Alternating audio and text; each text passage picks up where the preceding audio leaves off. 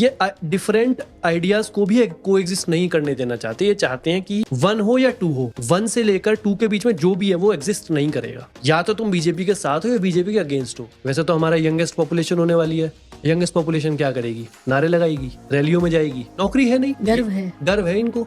तुम पर नौकरी नहीं है, तुम्हारे पिताजी 2-2 शिफ्ट लगा रहे हैं, जाके उनकी हेल्प कर लो, पढ़ लो थोड़ा। कि वो उन व्हाट्सएप फॉरवर्ड पर पढ़कर और नेहरू को गाली देते हैं, गांधी जी को गाली देते हैं, गॉडसे को ग्लोरीफाई करते हैं, जो कि फर्स्ट टेररिस्ट ऑफ इंडिया था। तो अगर गांधी जी इतने ही खराब थे तो क्यों मोदी जी विदेशों में जाकर उनके पैर छूते? आज भी, अब अगली बार जाएंगे फिर छुएंगे। क्यों मोदी जी गाली नहीं देते नेहरू जी को बाहर जाकर? नेहरू जी ने जो किया इंडिया के लिए वो तब किया जब इंडिया का फाउंडेशन ही नहीं था, कुछ नहीं था। अगर वो भी मंदिर बनाने लग जाते तो आप सोचो हम कहाँ होते, कहाँ जाते हम पढ़ने? हम मंदिरों में पढ़ते। फिर मंदिर सुने पड़े, मंदिर उनका वेट कर रहे हैं, लेकिन वो मस्जिद में पाए जाते। हनुमान जयंती पे पंडित जी खाली बैठ रहते हैं, भंडारे खाली पड़े रहते हैं, क्योंकि पता चलता है कहाँ गए लोग, मस्जिद के आगे डांस कर रहे हैं। क्या बदतमीजी चल रही है, आप सोचो ना। तुम किसी और को डिमीन करके अपने रिलीजन को कैसे ऊपर उठा सकते हो? जो आपका गलत है वो उनका सही भी तो हो सकता है, क्योंकि नजरिया बहुत पर्सपेक्टिव किसी को मारना कैसे सही हो सकता है? मुझे आप वो 300 साल पहले, 400 साल पहले जो किसी राजा ने, बादशाह ने किया, वो उसका बदला ले रहे हैं, इसलिए वो सही मानते हैं उसको।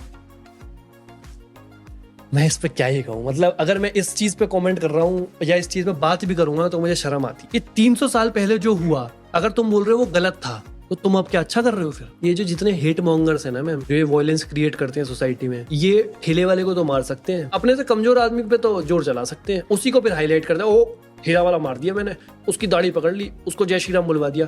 तुम बुलवा के दिखाओ किसी मुस्लिम एमएलए को। इनकी हिम्मत है किसी बड़े मुस्लिम मिनिस्टर के घर में भी चले जाएंगे, इतना पीटे जाएंगे ना, इतने इनकी हिम्मत नहीं है। देखते हैं मैम, अगर मीडिया ना हो ना तो शायद वॉर ही ना हो। ये बहुत कड़वी सच्चाई है। ये तो सेंसेशनलिज्म पे चल रही है ना, उनको तो टीआरपी चाहिए। सबसे ज्यादा दुख अगर किसी को हुआ है सीज फायर का तो वो मीडिया का हुआ है, क्योंकि उनकी टीआरपी जो सोच के बैठे थे कि तो चलेगा 15-20 दिन, 1 महीना चलेगा, टीआरपी का सारा रिकॉर्ड तोड़ेंगे, हर मिनट के पैसे आते हैं ना व्यूज के। तो ये इन्फॉर्मेशन वॉरफेयर है या तुम दुनिया में अपनी हंसी बना रहे हो? सब मीम्स बना रहे हैं इस चीज के, जिस चीज को सीरियसली लेना चाहिए। और तुमने इतना पैनिक क्रिएट कर दिया पूरी कंट्री में। तुम जब बोलोगे कि हम इस्लामाबाद तक पहुंच गए, तो क्या इंसान बेवकूफ बैठा है वो ये नहीं सोचेगा कि अब उधर से भी कुछ होगा? या वो बैठ गए कि ये हमें मारने के लिए बैठे हैं, हम पिटने के लिए बैठे हैं? उनके तो पैसे बन रहे हैं ना मैम, वो तो पैसे बना रहे हैं बैठ के। उनको देश से कुछ मतलब नहीं है। अगर नरेंद्र मोदी मुस्लिमों को साथ लेकर नहीं चलेंगे तो क्या वो देश के प्राइम मिनिस्टर हुए? क्योंकि देश तो आज भी सेक्युलर है और आगे भी रहेगा। कॉन्स्टिट्यूशन तो कोई हिला नहीं सकता, देश संविधान से चलता है, और नरेंद्र मोदी उस संविधान के अंतर्गत ही काम करेंगे हमेशा। और आई डोंट थिंक इतना तो कोई